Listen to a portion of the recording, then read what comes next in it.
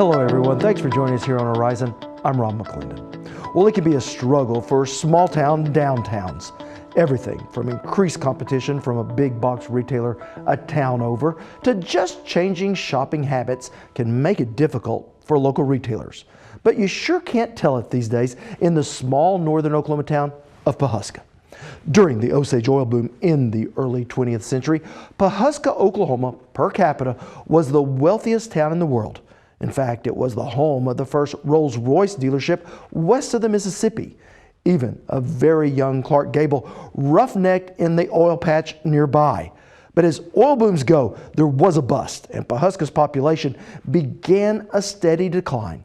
But today, fans of the Pioneer Woman can swell this small town of 3,500 to 5 times that size on any given day, thanks to a local celebrity's return to her family's merchant roots.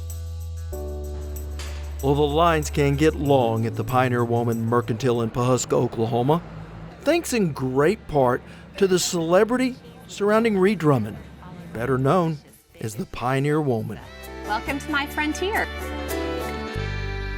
I started my blog in 2006. It was nothing. It was a small personal blog about daily life on the ranch. Didn't even have any recipes. But it did have a certain feel that attracted readers by the hundreds of thousands. I don't take myself too seriously. Don't debate politics or religion or things like that people can get anywhere. It's just kind of a slice of life, and I think everybody enjoys family, food, humor. That runs through every word she writes. Just look at the subheader on her website. Plowing through life in the country, one calf nut at a time. Something we got to experience firsthand when Ree was a couple hours late for our interview, and for good reason. We had controlled burning on the ranch, and the fire jumped a road that it wasn't supposed to jump, which happens a lot. We actually had some lodge tours going on out on the ranch. A bunch of Merc guests came out to check it out, so I wound up rounding them all up and having them follow me out the back door to the ranch. So do you ever snicker when someone questions your authenticity?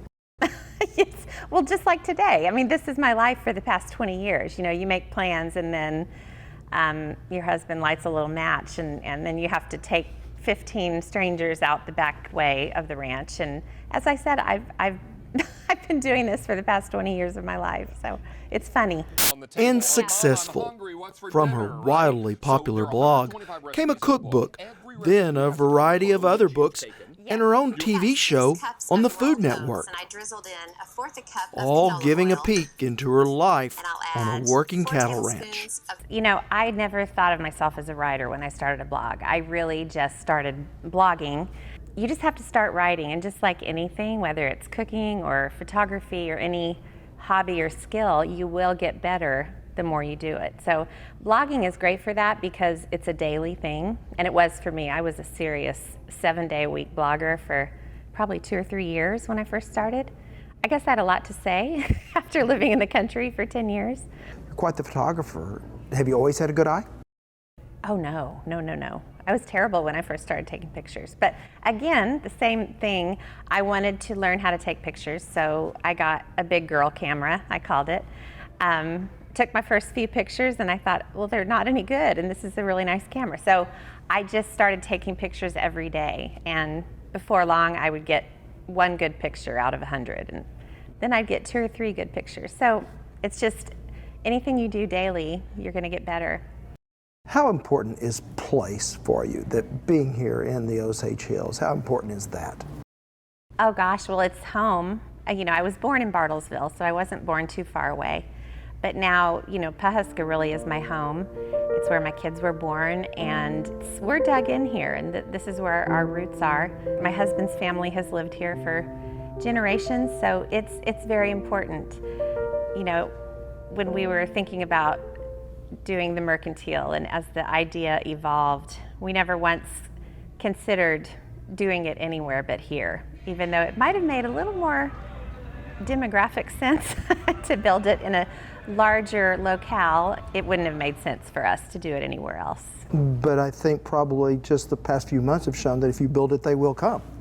I'm just so grateful for every person that drives here, whether they're driving from Tulsa or another state, because they are kind of taking a chance on, whether the experience is going to be worth it. And so my husband and I and the people that helped us with this, we spent the year leading up to opening making sure that every aspect of the Mercantile is worth it for anyone who wants to drive. That includes customer service. Elizabeth Keese works in the bakery and moved here from Arkansas. I really love it. It's such a fun atmosphere to work in, and it's just a really great company to work for, honestly. I love working here. With close to 200 employees, the Pioneer Woman Mercantile has become a major employer for this small town. My husband's great-great-grandfather immigrated from Scotland, and he actually was a merchant. He wasn't a rancher. This building itself was not his store, but this was the original Osage Mercantile in Pawhuska. So there are roots kind of on both sides, both in my husband's family and in the town.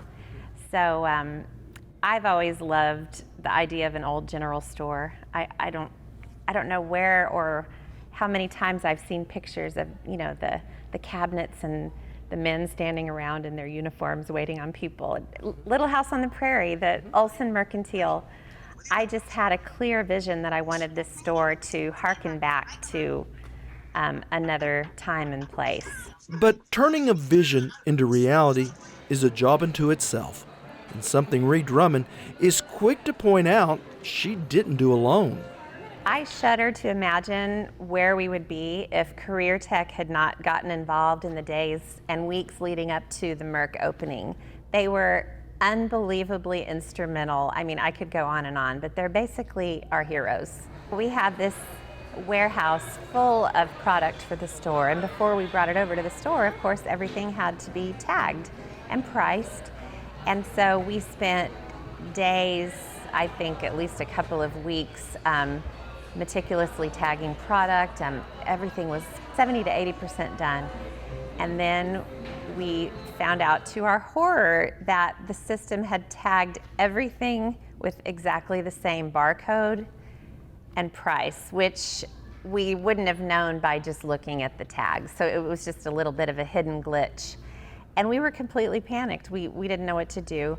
And Career Tech literally swooped in with their Superman capes on, brought a busload of helpers, and they spent however much time they needed to re-tag everything. And I mean, as I say, I shudder to imagine where we would have been on opening day if that busload hadn't shown up and helped us. And since that opening day, the crowds just continue to grow.